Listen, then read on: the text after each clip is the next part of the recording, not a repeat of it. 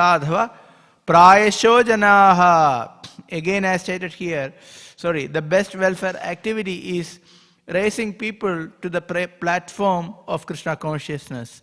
Since the conditioned souls are suffering only for want of Krishna consciousness, the Lord Himself also comes to mitigate the suffering of humanity. Yada yada hi dharmasya glanir bhavati bharata abhyuthanam adharmasya tadatmanam srijamyaham paritranaya sadhunam vinashaya cha dushkritam dharma samsthapanarthaya sambhavami yuge yuge.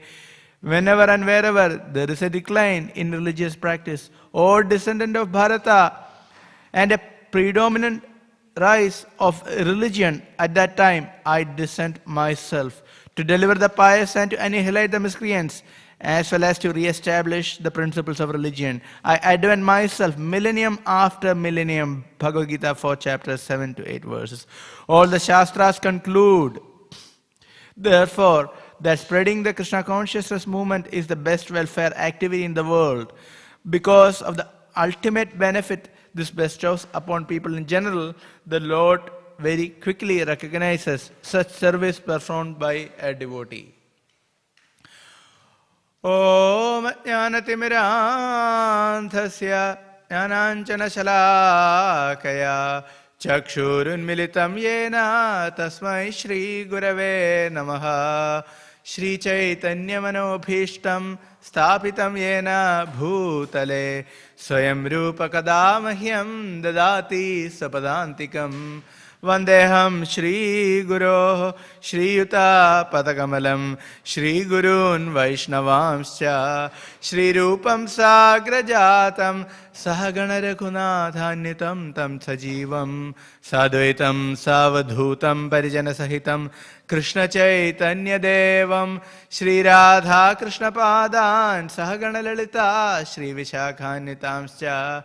He Krishna Karuna Sindho Dinabandho Jagatpate Gopesha Gopika Kanta Radha Kanta Namostute Tapta Kanjana Gaurangi Radhe Vrindavaneshwari Vrishabhanusute Devi Pranamami Haripriye Vanchakalpadarubhyascha Kripa Sindhubhya evacha Patitanam pavanebhyo Vaishnavebhyo namo namaha.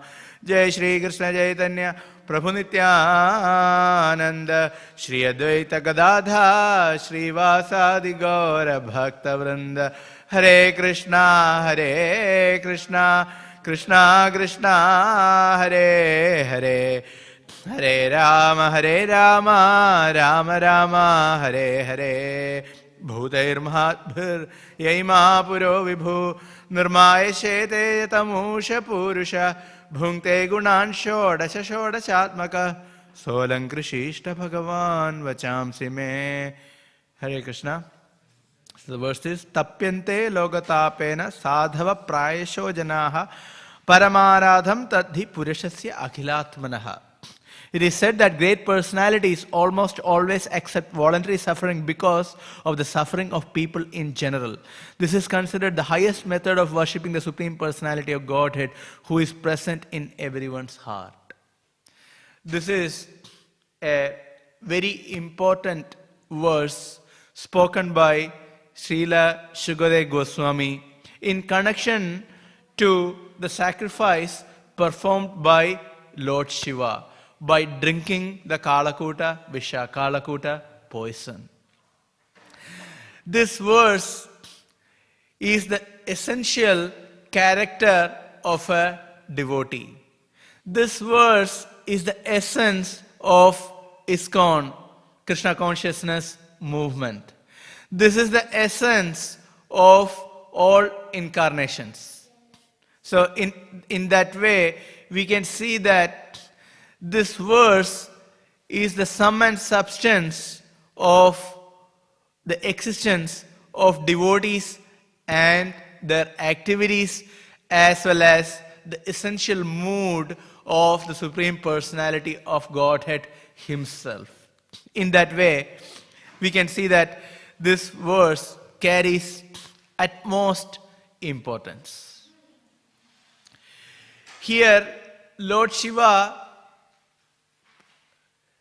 accepted Kalakuta Visha, which can destroy the entire universe along with all living entities, including demigods and demons.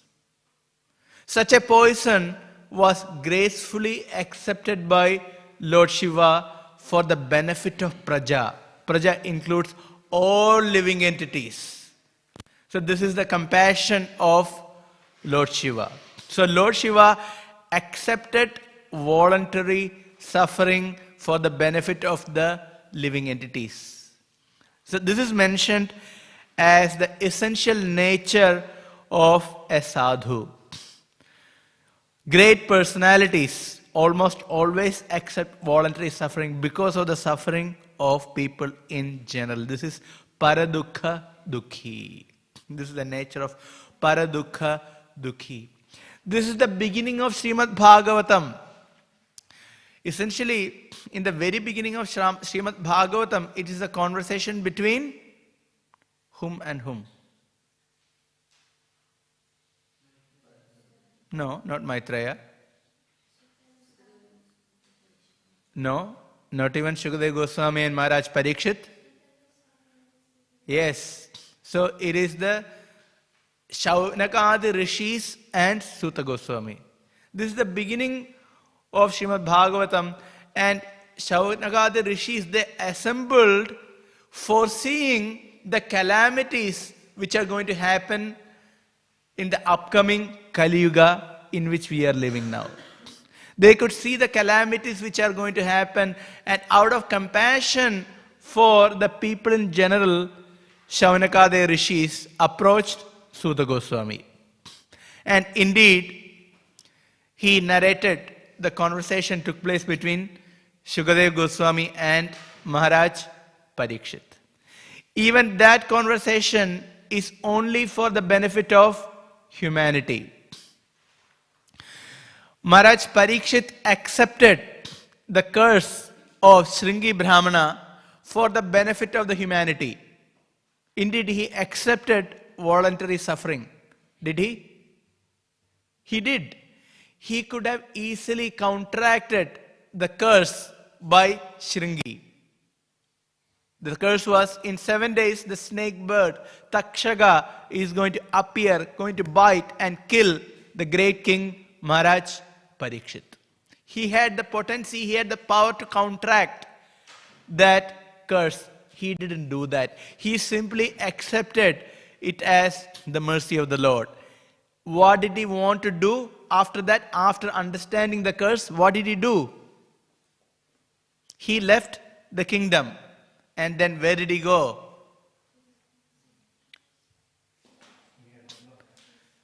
On the bank of Ganges. It's also mentioned, it is also Yamuna. On the bank of Ganges, he went and he decided to fix his mind upon the lotus feet of Krishna, fast, and in that way leave this world. This is even before the appearance of Shukadeva Goswami. Please understand. His mind was already focused. He decided, I will mind upon Krishna's lotus feet and I will leave this world simply fasting. No water, nothing to eat.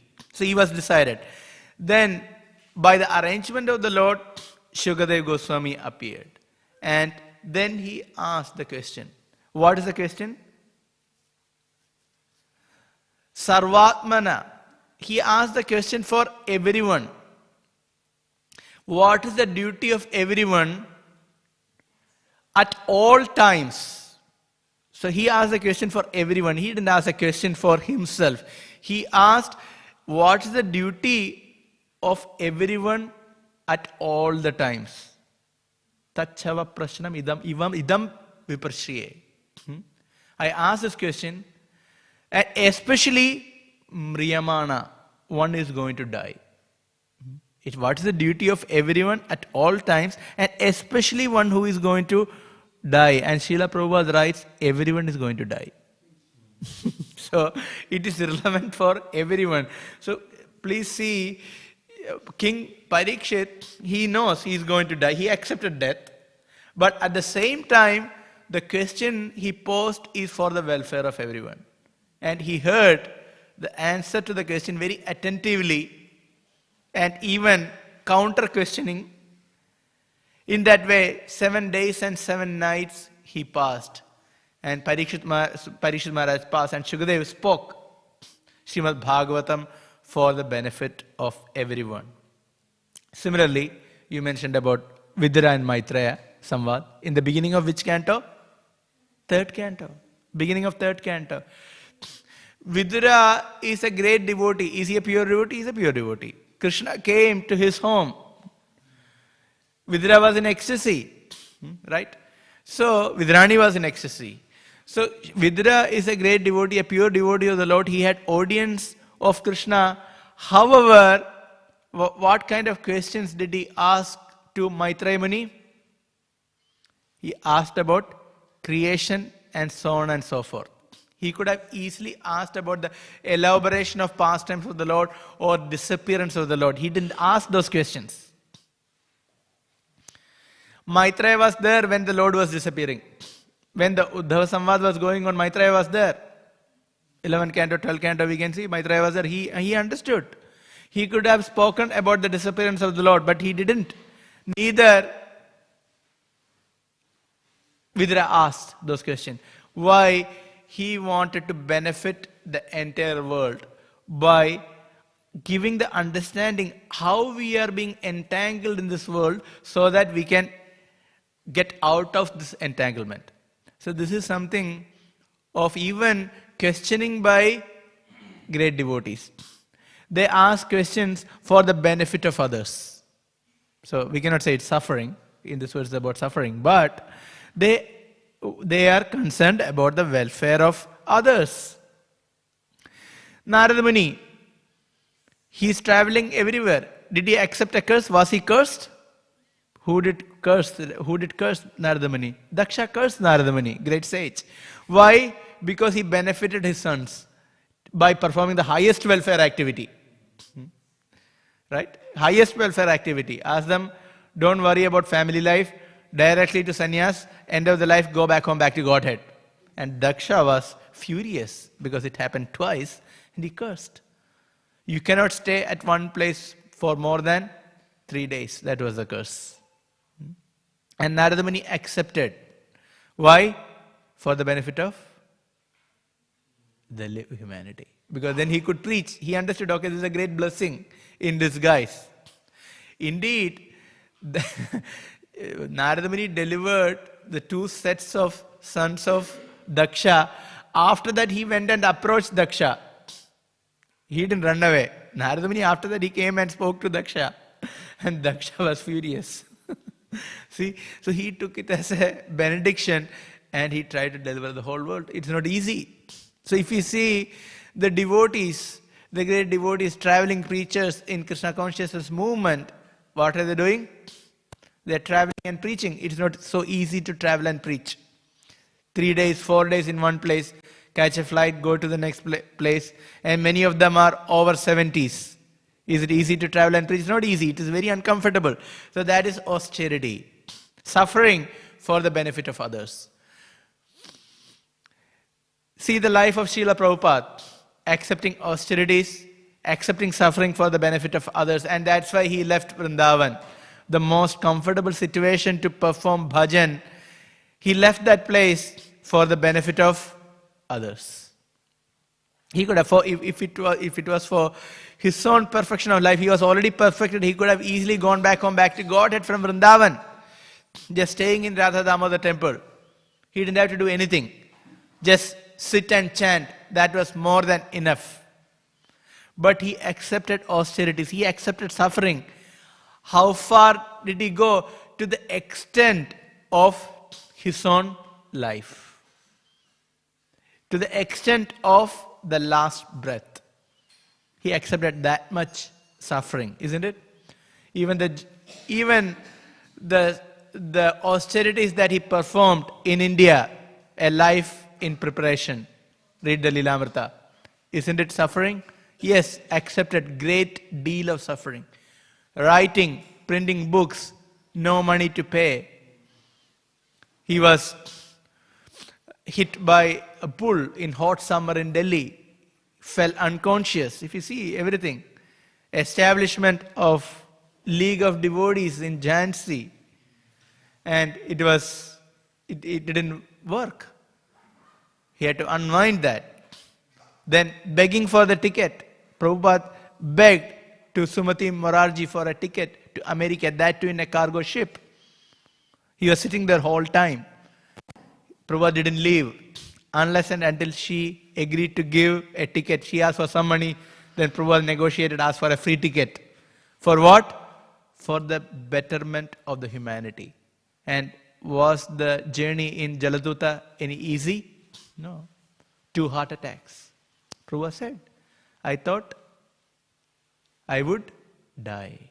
So can you think about it? So this is accepting suffering for the betterment of the humanity. Even establishment of Krishna consciousness. Prabhupada wanted to preach to the intelligentsia of America, but he was with the hippies. Culturally, diametrically opposite. Prabhupada is from aristocratic background, and here we have people who are not following any regulative principles. He had to share the fridge in which meat was kept. So this is the tolerance, austerities and suffering Srila Prabhupada had to go through to establish the movement. We know about it. So these are the symptoms of great devotees. How about the followers of Srila Prabhupada? Even the initial disciples. If you read the history, we know how much austerities they had to perform to establish the movement. Severe fight. Even Juhu pastime, there is no place to stay. Devotees used to say, the initial devotees who went to Dham, it was not easy to stay in the Dham. Now we have comfortable apartments, attached toilets, everything is there. We are choosing which restaurants to go, right? Even pizza is there, right? We can choose the cuisine in which we want to dine, isn't it? This is life in Dham. Am I right? Yes, we do. That is not the reality of Dham, isn't it? When devotees went to establish Dham, there was nothing. There is no place to sleep, even huts at best. And at certain times, devotees had to sleep in open air. And bathing and other activities in open air, in the nature, that's it. And food, very basic. So this is establishment of the movement. Devotees had to go through a lot of suffering. Even establishment of this temple also, a lot of suffering is involved. They used to say there were no plates. Now we have a lot of plates. They used to say one kind of a paper, right? Wax paper or something on which they used to eat. It was a very austere life. And even after establishment, even maintaining many years, there have been challenges for all the temples, including our own temple. Not easy. So this is accepting austerities, accepting suffering for the ultimate welfare of oneself and others. So in that way, a devotee can see the suffering of others. This is a great quality of a devotee. Can see the suffering of others and they are ready to work to alleviate that suffering. They are ready to accept suffering to help other personalities who are suffering. So this is the greatest quality of a devotee. And why devotees do that, that is explained. Srila Prabhupada beautifully explains that if you are simply trying to perform welfare activities on a mundane plane, it cannot alleviate suffering. Is it possible? No. Why?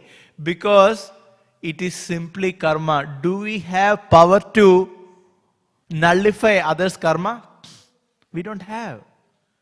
The only thing we can give is Krishna consciousness, because only Krishna can resolve this problem. No one else can.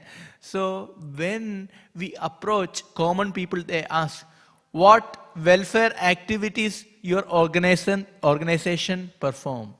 Isn't it? I went to home and my relatives were asking this question. So what are the welfare activities that you do? Is it food, shelter, cloth, money, job? They cannot understand what is the highest welfare activities. We do have welfare activities, but our welfare activity is also spiritual. We don't do mundane welfare activity. This is the mood established by Bhaktisiddhanta Saraswati Thakur and Srila Prabhupada. Bhaktisiddhanta Saraswati Thakur said, we don't have time for mundane welfare activity. We don't have time for building hospitals, houses, and just food distribution. We don't have time for that. Let other charities perform those activities. We are busy preaching Krishna consciousness or helping people to understand what is the highest welfare. Because understanding that, one can get out of this suffering once and for all. So this is our welfare activity. And that is the only welfare activity. So this was the mood of Bhaktisiddhanta Saraswati Thakur. And then he said, how many gallons of blood, I don't know, a few liters of blood. If you calculate that blood, that was the whole amount of blood is there in an average human being's body. That much blood we had to use to help others. This was the mood of Bhaktisiddhanta Saraswati Thakur. And this is the mood carried forward by Srila Prabhupada. So Prabhupada didn't even want only prasadam distribution. Prabhupada wanted kirtan. Prabhupada wanted knowledge distribution. Prabhupada wanted everything. He didn't want just to stop at prasadam distribution. He wanted other activities to accompany. Why? Because we are not just mundane charity. And we don't want to be simply known as giving food. We had to give knowledge. We have to give training. We have to give facility to grow in Krishna consciousness. We had to give the complete package. That is the real welfare. Now, this is the essential mood of devotees. And this is the essential mood of Krishna consciousness movement. There are different Mahavakyas of Srila Prabhupada. What are the Mahavakyas of Srila Prabhupada? Do you know one Mahavakya of Srila Prabhupada? Books are the basis, right? It's a Mahavakya. This term Mahavakya is coming from Vedanta tradition. Shankaracharya and different acharyas, they picked different statements from Upanishads and they portrayed. These are the Mahavakyas. Similarly, the Mahavakya of Srila Prabhupada, one is books are the basis, preaching is the essence. Then utility is the principle and purity is the force. Can you see? These are the Mahavakya. Essential. We can see these are the essence of the teachings. So here we can see what is that? Preaching is the essence. So in ISKCON, in Krishna consciousness movement, everything is towards the ultimate welfare. Every activity is for the benefit of others. Every activity is for this one. That is, preaching is the essence. Worshipping the deity. Yes, we are serving Krishna and there is a purpose behind gorgeous deity worship. What is that? What is the purpose behind gorgeous deity worship? Of course, one who is worshipping Pujari will get benefit. But what is the essence of gorgeous deity worship? Yeah, whoever comes in front of the deities must get attracted to them. Even non-devotees, when they see the beautiful form of Radha Vallabha, Gauranitai, Jagannath, Baladev, Subhadra, they get attracted. They can at least appreciate the beauty. And for the devotees, it is a great relief coming in front of the deities if you are going through the material suffering. Isn't it? Just come in front of the deities and pray. It is such a relief, such an upliftment, such an encouragement, such a soothing experience to the heart. So, the purpose of deity worship is actually welfare of everyone. isn't it? It is the welfare of everyone. Along with the deity worship comes prasadam. Everyone get attracted to the prasadam, isn't it? We all love prasadam. So, what is the essence? People can relate to prasadam. People get attracted to prasadam. In that way, they are making the step forward in Krishna consciousness. So, prasadam, that's the point. More importantly, book distribution, giving the knowledge. They know why Krishna is attractive. What is the value of life, purpose of life? Preaching is the essence. We need to distribute books. Now, if you see, the Bhadra campaign is running. Devotees are trying to distribute Śrīmad Bhāgavatam sets. 18th of September is the Bhadra Purnima, on the day on which Śrīmad Bhāgavatam was spoken by Shukadeva Goswami, isn't it? That's the Bhadra Purnima. So we are moving towards that. See? So devotees are putting so much of effort in distributing Śrīmad Bhāgavatam sets. And devotees, many people are accepting Śrīmad Bhāgavatam, isn't it? So many people from all different backgrounds, people are accepting Śrīmad Bhāgavatam. So this is great mercy of Srila Prabhupada to engage us in the highest welfare activity of the Lord. So this is a great privilege to be part of this highest welfare activity. If you are part of some organization, people feel proud. Oh, I am working in such and such companies.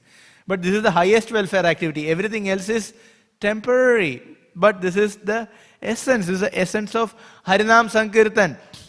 This is the essence of youth preaching. This verse is the essence of Bhakti Vriksha programs. This verse is the essence of all the ashrams. Brahmacharya ashram, Grihastha ashram, Vanaprastha ashram, Sannyasa ashram. All ashrams are ultimately meant to perform Paramaradhanam. What is the Paramaradhanam? That is given here. That is helping others to come to Krishna consciousness. Other things will not help. Prabhupada quotes this verse, very important verse from first canto of Śrīmad Bhāgavatam, the teaching of Narada Muni to Vyasadeva. Tasyeva heto prayateta kovido. You need to endeavor only for one purpose. Tasyeva heto. For that hetu, for that reason one must endeavor. Na labhyate yat abhramatam uparyadha. One can wander to the topmost planetary system, to the bottom planetary system.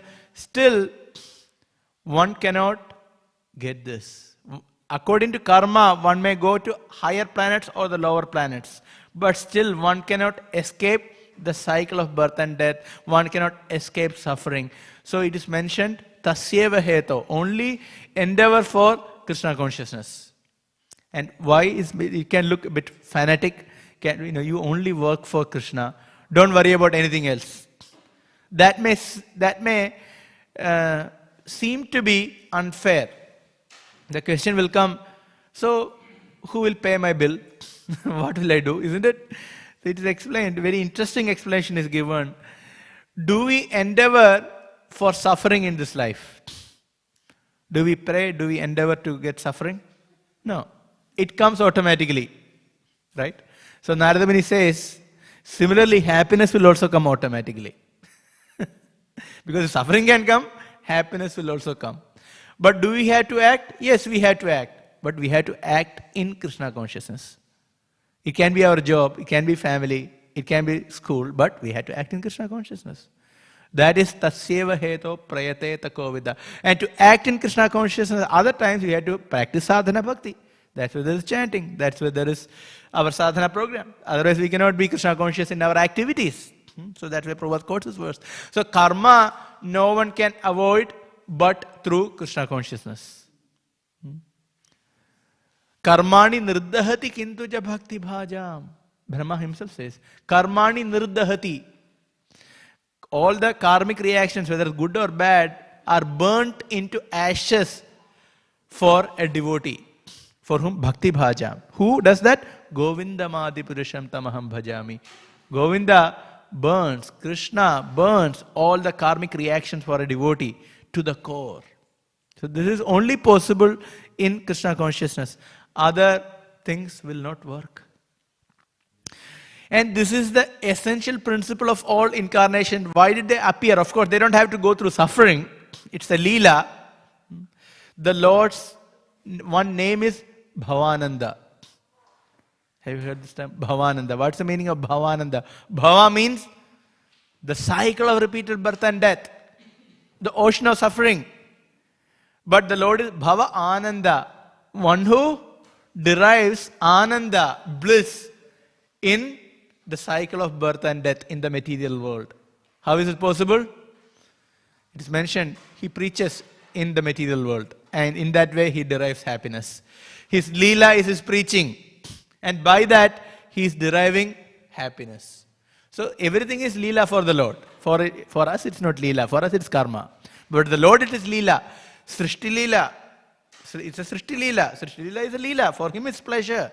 For him, appearance. Matsya, Kurma, Varaha, Narsimha, Vamana. These are all pleasure for the Lord. No problem.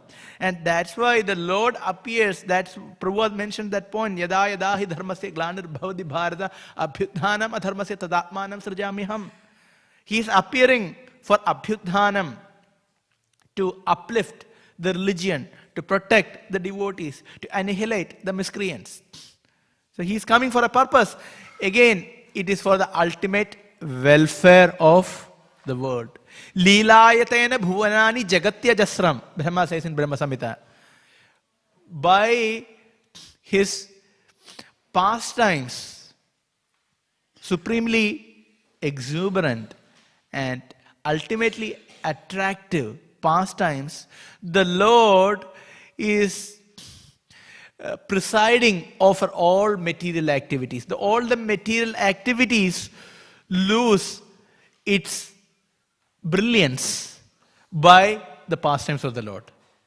There are many things attractive in this world, but because of the performance of pastimes of the Lord, all these activities becomes insignificant and unattractive. Isn't it? Is there anything as attractive as Krishna's pastimes? Not really. We may read some great activities of this world. What are the great activities? Olympics. 24/7 coverage is there. Olympics. People watch, throwing a ball, throwing the discus. There is a chakra of the Lord. Is there anything else attractive? Chakra of the Lord. There are so many pastimes of Sudarshan chakra. What is this discus throw? Javelin throw. What's the big deal? Insignificant. If you think about, animals can do better things than humans. Okay, think about who is sprinting, who is the first. A cheetah can run definitely faster than a human being. We should give him permanent prize, isn't it? What's the big deal? Even an animal can do the activities in which the humans are glorified for. A lot of money is being earned, trophy is given. That animals can do in a better way. What's the big deal? Isn't it? All the gymnastics. Monkey can do better gymnastics, isn't it? They don't even need training. They can jump so much, isn't it? Have you seen that monkeys jumping? Yes, see? So the monkeys can do that. What's the big deal? This is not the big deal of the human form of life. So the Lord's pastimes are supremely attractive, and that is the purpose. And the Lord manifests all this pastime for the betterment of the humanity, for the ultimate welfare of the human beings. Can you see? In that way, that compassion of the Lord, that is the essence. That is portrayed in this verse. This is the character of great devotees. This is the characteristics of our movement. And this is the essence of the Supreme Lord Himself. I will narrate a pastime of Lord Chaitanya. Lord Chaitanya, in his tour to South India, he reached Kurmakshetra. I think in Andhra Pradesh now, Kurmakshetra. It is mentioned that the Lord couldn't manifest all His powers in Nadia, in Mayapur. He couldn't manifest all His opulence and power in Mayapur. He had to come to South India to do that. Why? Because there was no one to preach after some time. He was simply enacting his pastimes and everyone became a devotee already. And he didn't have to do anything. He did perform Sankirtan and everyone was a devotee. Even from his childhood, everyone became a devotee. Then he couldn't perform much pastime of preaching. So to show the potency of his preaching, he had to come to South India because there were not too many devotees. And there he preached to people in general and to demigods as well. That's why he delivered the whole three worlds. The demigods in the form of Brahmanas and Brahmanis appeared in South India and got delivered by the preaching of Lord Chaitanya. So in his pastime, when he reached Kurma Kshetra, he was invited by Kurma Brahmana. Oh my Lord, please come to my house and stay there. Let me serve you. The Lord gracefully and mercifully accepted the offer of Kurma Brahmana, went to his house and stayed there. Brahmana, along with his family, served the Lord with lot of love and diligence. The whole family was engaged in the service of the Lord. Please think about the good fortune and the bliss of that family. At the end, the Lord was about to depart from the family. Can you imagine? These devotees are in complete love for the Lord. And who is Krishna? Is Lord Chaitanya himself. Is the all attractive. Krishna himself means all attractive. In this all attractive form, a pure devotee, how much attraction a devotee must have? Can you imagine? We cannot imagine. Kunti Devi mentions about Ganga Vogham Udannati. Ganga Vogham Udannati. Ganga, how Ganga reaches the ocean with such a great force. The devotee's mind goes towards the Supreme Lord. The analogy given is Ganges flowing towards the ocean. You go to Allahabad, you experience the gushing of Ganges, so forceful. It can take you away. If you don't have a chain to hold on to, you will be somewhere else. In a matter of few minutes, you are a few kilometers gone. This is the power of Ganges, and this is the consciousness of a pure devotee who has pure devotion for the Lord. That mind, that consciousness is moving towards Krishna with such a force. This is the attraction of the devotee. In which stage of bhakti? Do you know in which stage of bhakti? Such an intense attraction. Ganga Vogham Udannati. Which stage of bhakti? But which stage of bhakti? We have different stages of bhakti, right? Bhav bhakti. It's not about prema bhakti. In bhav bhakti, this is the attraction of devotee towards the Supreme Lord. Then what to speak about prema bhakti? Can you imagine? No. It is beyond our imagination. Bhava is considered as premankura. It is considered, if you consider one ray of sunlight, that is considered Bhava Bhakti. And Prema Bhakti is considered the entire sun. Is there any comparison between one ray of sun and the sun himself? Absolutely, there is no comparison. So can we imagine the attraction Kurma Brahmana and his family must have had for Lord Chaitanya? We cannot imagine. It is beyond our imagination. And so he said, I am coming with you. I am coming with you. I will leave my family and I'll come with you, I'll serve. What did Lord Chaitanya say? No, don't speak like this. You don't leave your family. And then he said, I cannot live in this way. That was the point Kurma Brahmana was making. And then the Lord gave this instruction. That is, Yare dekha, tare kaha, Krishna upadesh, amar agyay, guru hoy, tara edesh. He said, instruct everyone to follow the orders of Lord Shri Krishna as they are given in the Bhagavad Gita and Śrīmad Bhāgavatam. In this way, become a spiritual master and try to liberate everyone in this land. This is the standing instruction of Srila Prabhupada. There is one standing instruction of Srila Prabhupada. The same instruction, preach. That is the standing order of Srila Prabhupada. So if you go out, distribute Bhagavad Gita, Bhagavatam, yes, this is how to become Guru. Guru doesn't mean giving Diksha, name and beats. If you want to become Guru, this is the Guru. We have to act as guru. This is becoming a guru, Shiksha Guru. Go out and distribute books. So this is very important. So here mentioned specifically Bhagavad Gita and Śrīmad Bhāgavatam. In that way, Prabhupada teaches here, Lord Chaitanya teaches everyone to act for the welfare of everyone else. This is the point. So this is Prabhupada very importantly explained this verse. And also the verse, Bharata bhumite hoila manusya janmayar janma sarthaka gori karo paropakar. Paropakar. Prabhupada explained this paropakar. This is the magnanimity of Lord Chaitanya.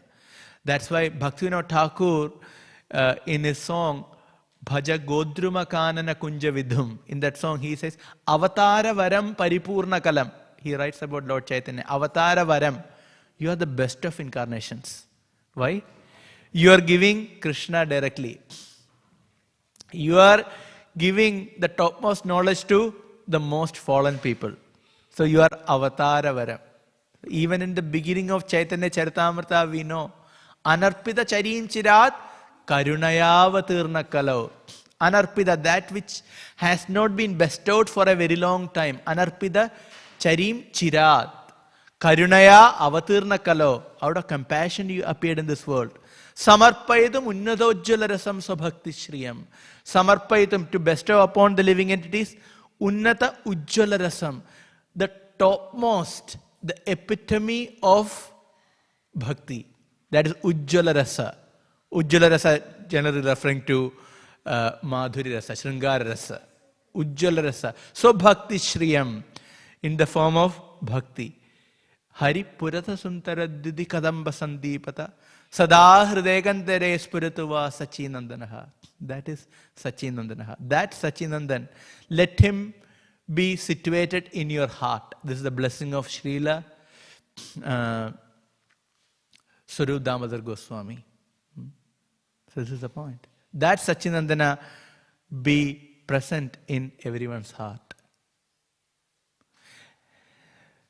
From that, we can understand the mood of Lord Chaitanya. And Lord Chaitanya is none other than Krishna in the mood of Srimati Radharani. Radharani.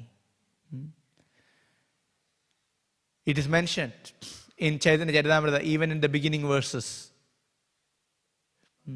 Radha Krishna Pranaya Vikritir Hadhini Shakti Rasmat Ekatmanavapi Bhuvipura Deha Bhedam Gatoto Chaitanyakhyam Prakata Madhuna Tadvayam Cha Aikyamaptam Radha Bhava Dyuti Suvalitam Navami Krishna Swarupam.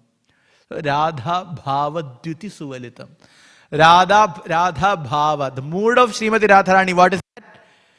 In this verse we can understand that is the compassion. Radha Bhava Dyuti. That is the complexion. That is the radiance. Suvalitam, covered by this mood of Srimati Radharani, Lord Chaitanya appeared as Gauranga. And tomorrow is Radhastami. So it is such an important day in the life of a devotee because we are dependent on mercy of Srimati Radharani in approaching Shri Krishna. Without that, we cannot. So that's why Radhar Mahima Prema Rasasima. Without the mercy of Lord Chaitanya, we cannot understand about Srimati Radharani. So we are understanding all this by the mercy of Lord Chaitanya. And tomorrow is the appearance of Srimati Radharani. And this is the day actually to sincerely pray and serve Srimati Radharani. Only by her mercy can we understand Krishna. There is no other way. Without the mercy of Srimati Radharani, we cannot. And the essence of Radharani is demonstrated by Lord Chaitanya, which is showing compassion. It is a beautiful pastime of Srimati Radharani, where in Vrindavan, a fox was being burnt. Have you heard this pastime? Fox getting burnt. The fox was crying. He was trapped somewhere in a cave and was crying. And Srimati Radharani heard. You know that, right? Srimati Radharani heard. And she ran, and simply by her mercy, the fox got delivered. Can you imagine? Can you imagine the mercy of Radharani, even just for a fox? Not even for a devotee, for a human being. This is the mercy of Srimati Radharani. And that's why in Hare Krishna Mahamantra, we chant Hare first. We are calling upon Srimati Radharani. People ask, why don't we chant Radharani's name directly? That is not the instruction given in the Parampara. Are we chanting Radharani's name? Yes, every day, all the time. Whenever we are chanting, that is Hare. Hara is Srimati Radharani. So we are dependent on mercy of Srimati Radharani. And tomorrow, we have to very enthusiastically and very prayerfully take part in Radharani's appearance day. Special darshan, flower abhishek, which we all can do. Right? That is also mercy of Radharani. If the other abhishek, only few people can do.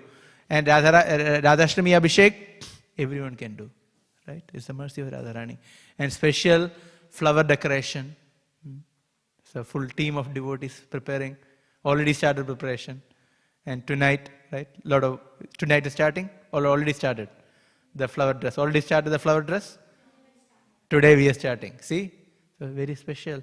And such a beautiful darshan of Srimati Radharani tomorrow and along with all the deities.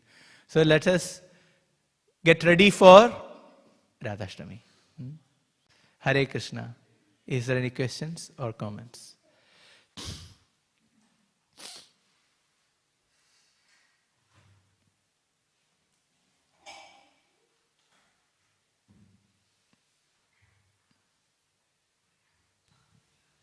Okay, Sivi has a question.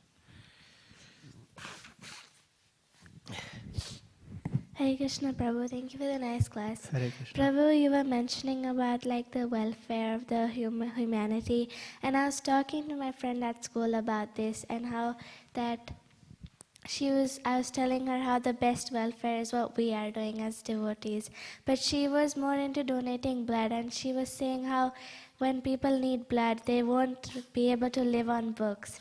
So then, nowadays we see a lot of encouragement in like donating blood and organs. So how can we look at this from a Vedic perspective? There are different kinds of welfare activities. Not now, it has been there all the time. Blood. Even when I was in school, there used to be blood camps and some volunteers canvassing for blood donation. So that was there all the time. Now we are not against blood donation.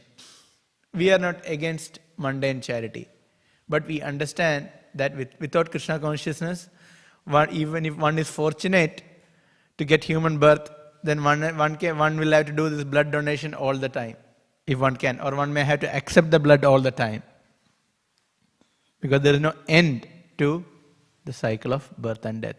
So if you really want to come to the point, we like to convey this point, that life is not all about happiness. There is suffering, and there is a lot of suffering and maybe a little happiness, and there is no end to it. It will continue. After one life, next will come. So unless and until, if one cannot understand the overall picture, it is very difficult to appreciate our welfare activity, isn't it? So, in terms of preaching, if people cannot understand soul, who is eternal, separate from the body and the mind, and reincarnation and karma, it's very difficult. These are very essence of it. Soul, eternal nature of the soul, reincarnation and karma. This is very essence of our preaching.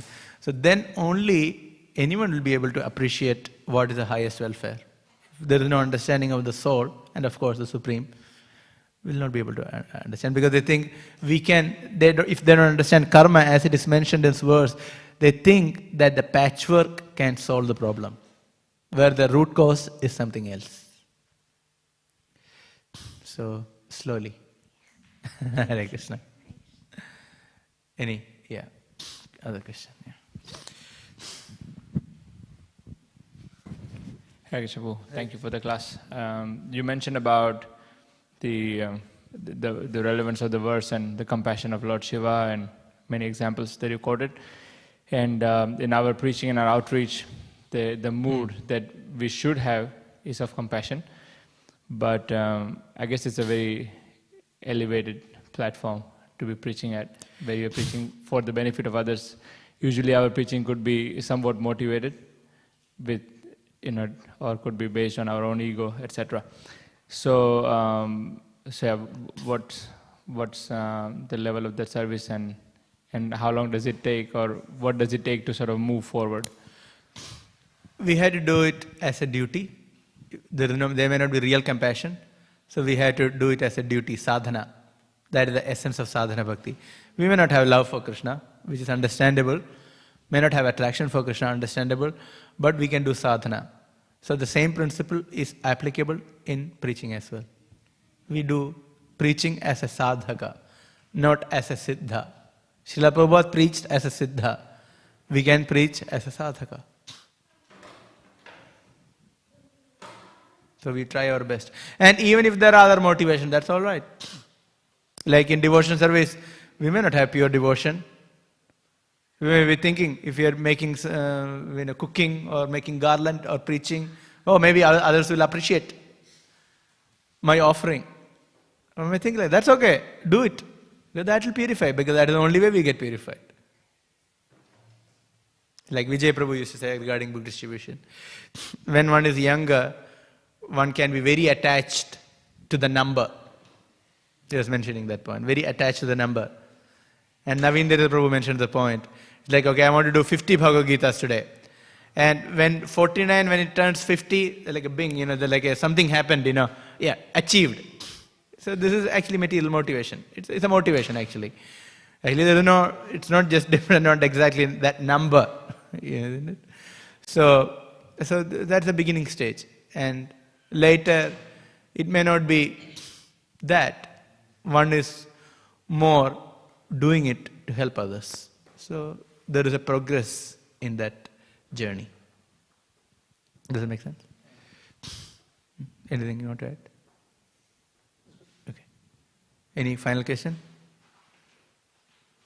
Okay. Thank you very much. Śrīmad Bhāgavatam ki jai. Srila Prabhupada ki jai.